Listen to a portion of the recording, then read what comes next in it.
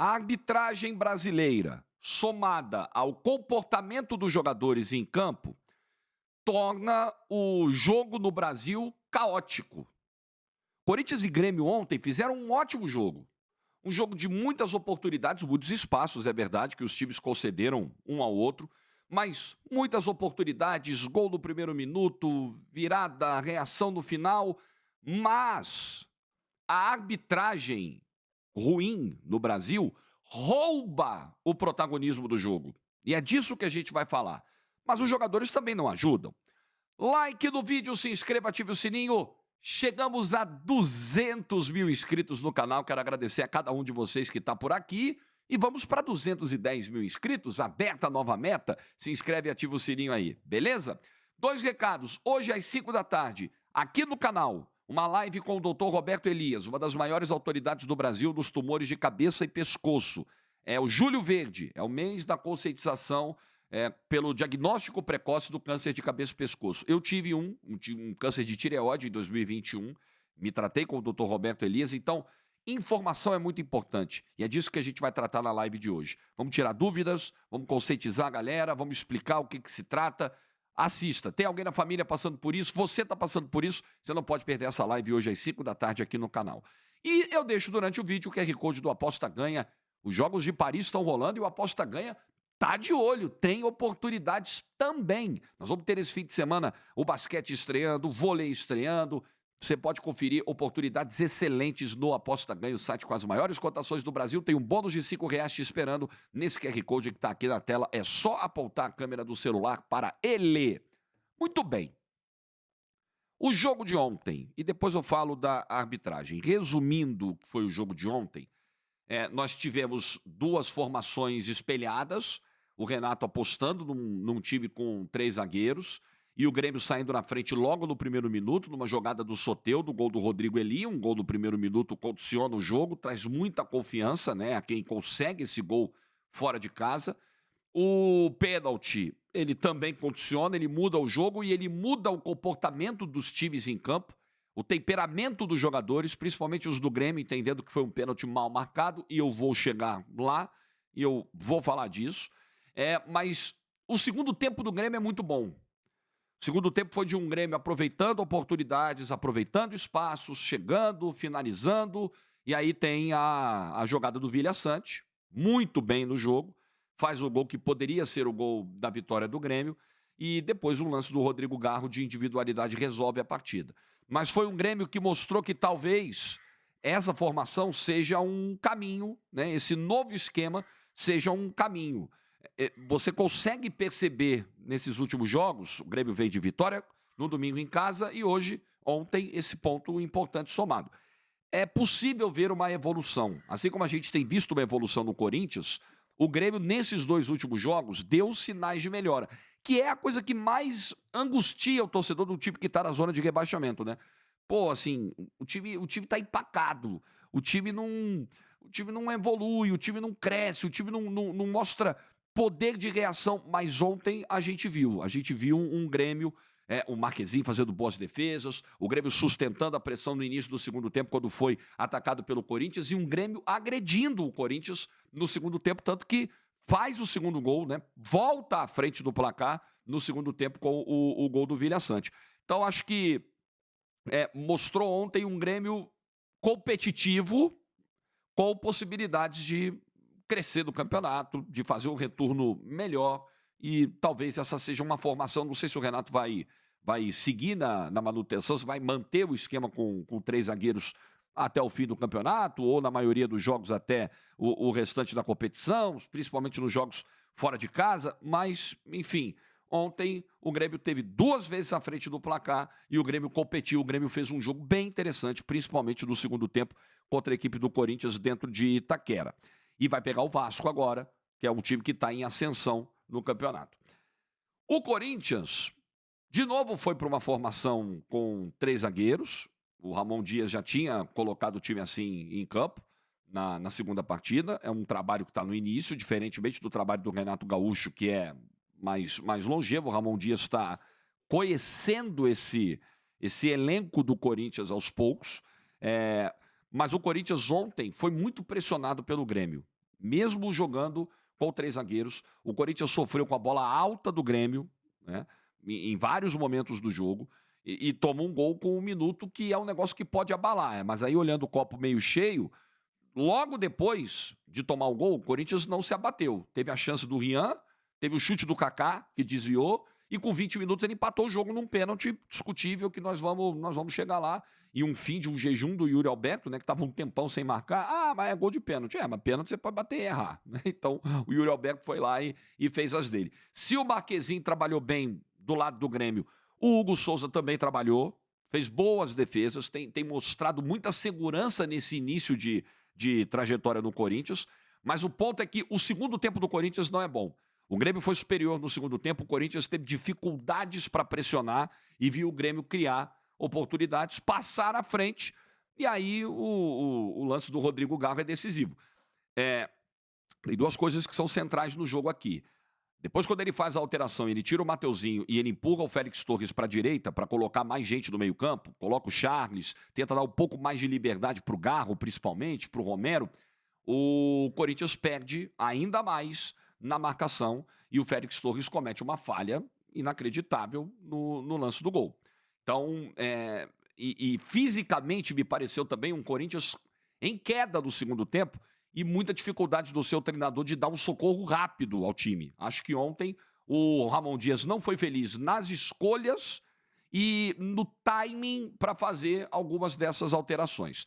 Depois, quando ele coloca, por exemplo, o Wesley, que ele faz bota o Wesley, bota Coronado, o Wesley faz a jogada, né? Participa da jogada para o gol do Rodrigo Garro, o PP acaba errando o bote e o Garro resolve. Então não foi ontem uma noite muito feliz do Ramon Dias e não foi um bom segundo tempo do Corinthians.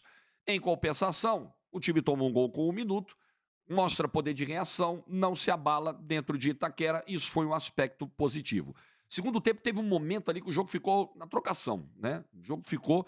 E foi legal o jogo. O jogo foi bom, o jogo foi interessante, o jogo teve disputa, teve competição, mas teve uma arbitragem atrapalhando. E aí nós vamos falar sobre isso aqui.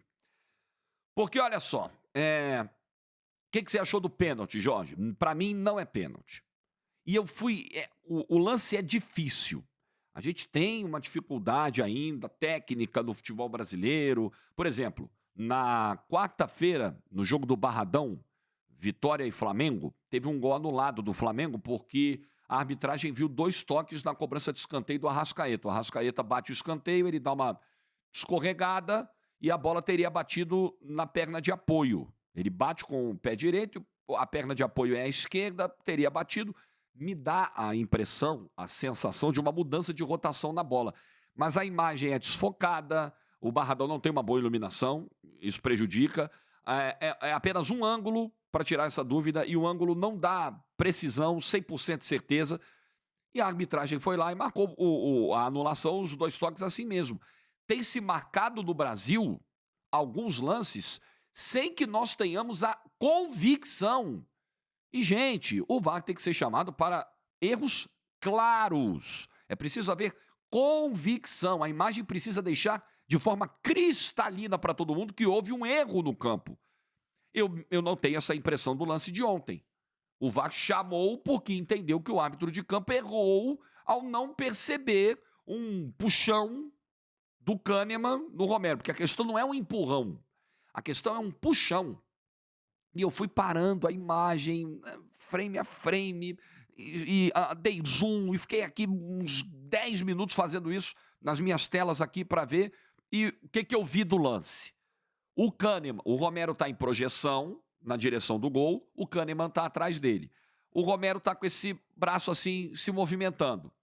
O Kahneman se aproveita desse braço do Romero em movimento e encosta aqui, me parece na altura do pulso, né? Dá uma encostada, dá uma segurada.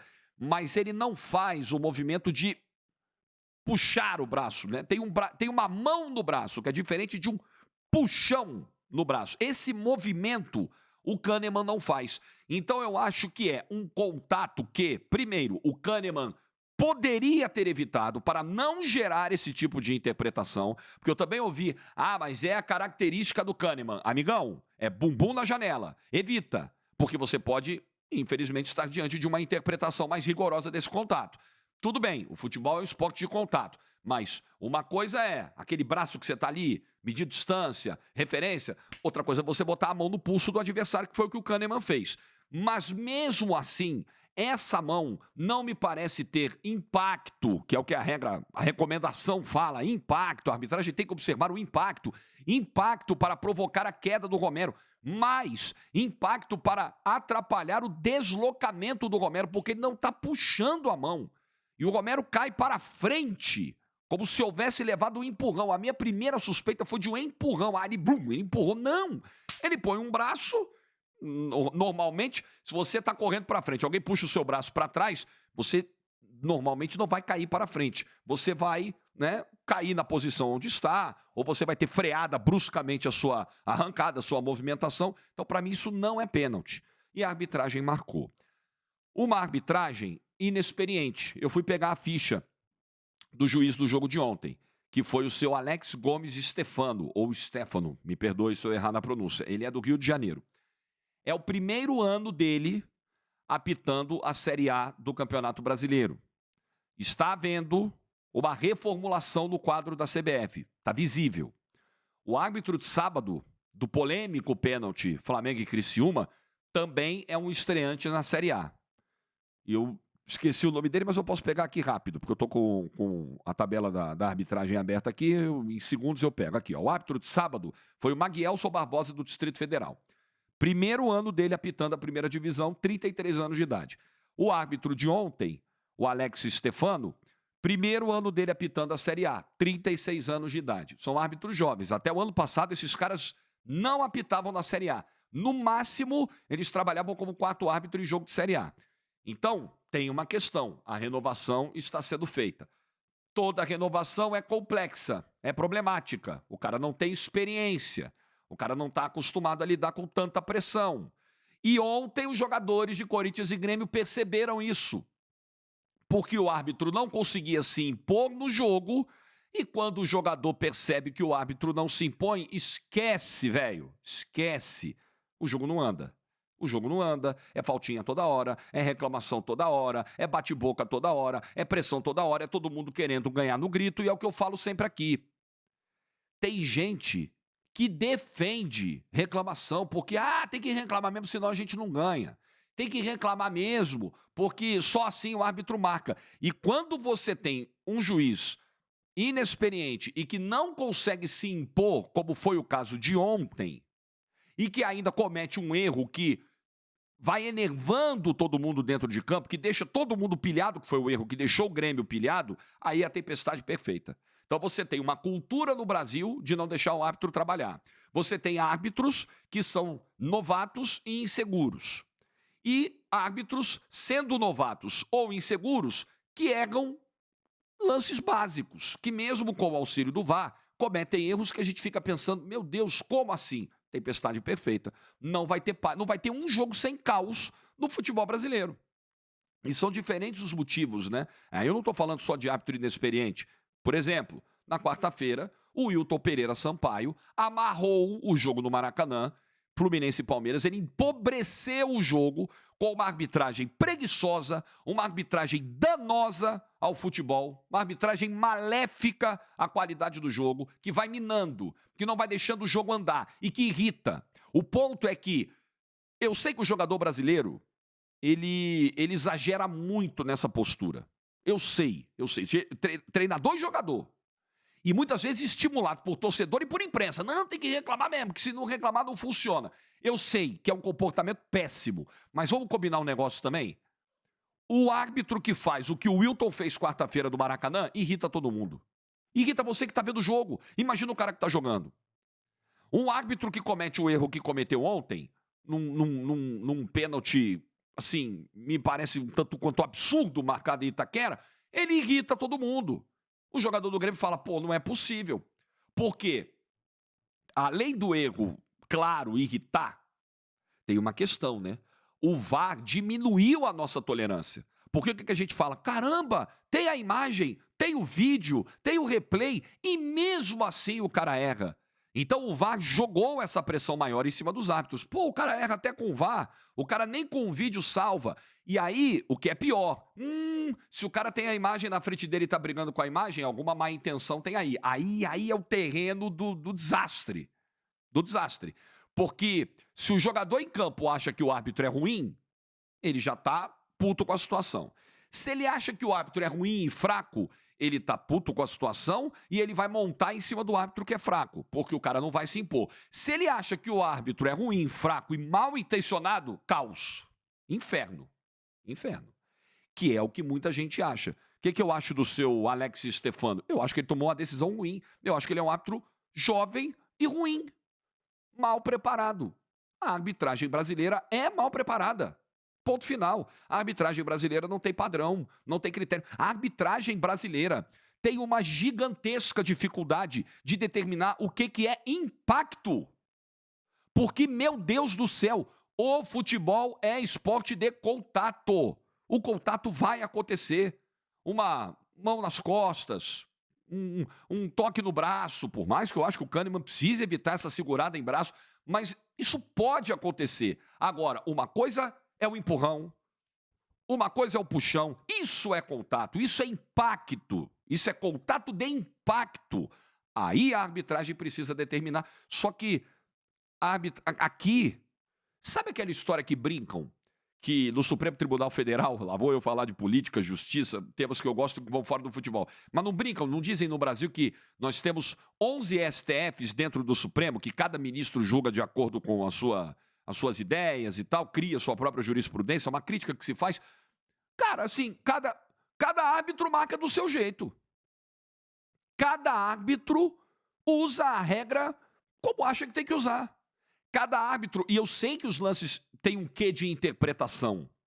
Eu entendo que existe muita subjetividade na regra, mas assim, o impacto, gente, é um negócio muito claro. A imagem na velocidade normal, ela consegue te ajudar a julgar, a entender se houve um impacto para a queda, se houve uma força gerada pelo jogador adversário para provocar a sua queda, para provocar o seu deslocamento, para te tirar da jogada. Como, por exemplo, reclamaram lá daquele Flamengo e Fortaleza, da cobrança de escanteio na primeira trave, do gol do Fortaleza, que o Wesley teria sido empurrado pelo jogador do Fortaleza ou não. Para mim, aquilo ali é uma mão de referência.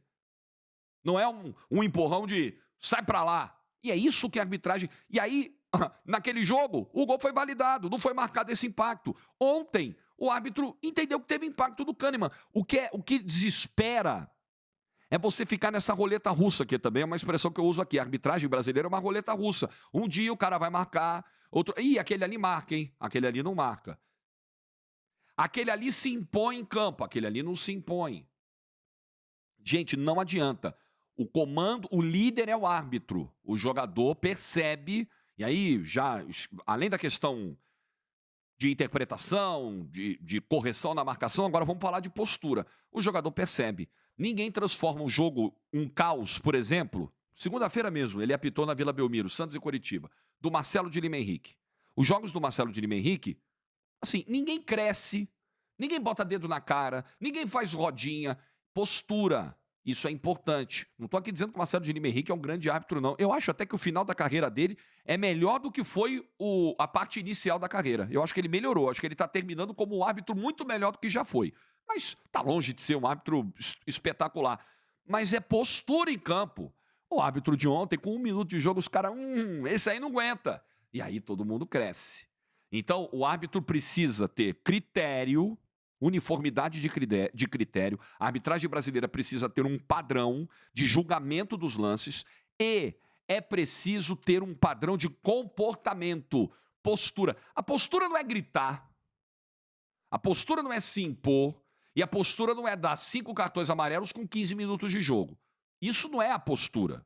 Isso, pelo contrário, é aí que você vai perder o jogo de vez.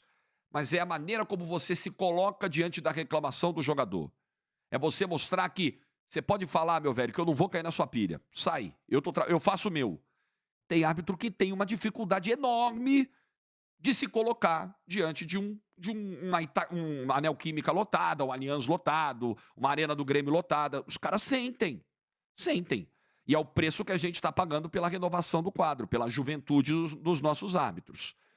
Acho até que, na média, eu tenho feito alguns jogos de árbitros estreantes. Por exemplo, no sábado, eu acho que o Maguielson foi muito bem do Flamengo e Criciúma. Ontem o Alex não foi. Mas isso vai agravar o problema, tá? Eu acho que no retorno a gente tende a ter fortes emoções, porque a CBF está renovando esse quadro e o meu medo é como é feita essa renovação, como é tocada essa renovação. Não me parece ser da melhor forma. Enfim, mas é o que temos. É o que temos, é com isso que vamos, porque eu não vejo muito jeito com o que está aí, não. É uma pena, porque acho que a arbitragem no Brasil, ela arrebenta com a qualidade dos jogos. A arbitragem no Brasil piora o produto. Um produto que é bom e que, se fosse melhor cuidado pela CBF, poderia ser ainda melhor, poderia valer ainda mais, poderia ter ainda mais exposição, poderia gerar ainda mais receita para os clubes fora do Brasil, mas com esse tratamento. Por exemplo, para fechar, falar em tratamento da CBF, não tem a ver com a arbitragem, mas só um ponto que destaca o quão desleixada a CBF é com o seu produto. Quem é o campeão do... Acabou o primeiro turno. Acabou. Vai começar o retorno amanhã. 20ª rodada. Quem é o campeão do primeiro turno? A gente não sabe. Porque tá pendente um jogo entre Internacional e Flamengo. Quando vai ser esse jogo? A gente também não sabe. Isso é piada, né, gente? Isso não pode ser sério. Isso não pode ser um campeonato sério. Isso não pode ser uma entidade séria comandando um produto bilionário como esse. Não dá, né? Like no vídeo se você ficou até o final. Boa sexta-feira para todo mundo. Juízo e tchau.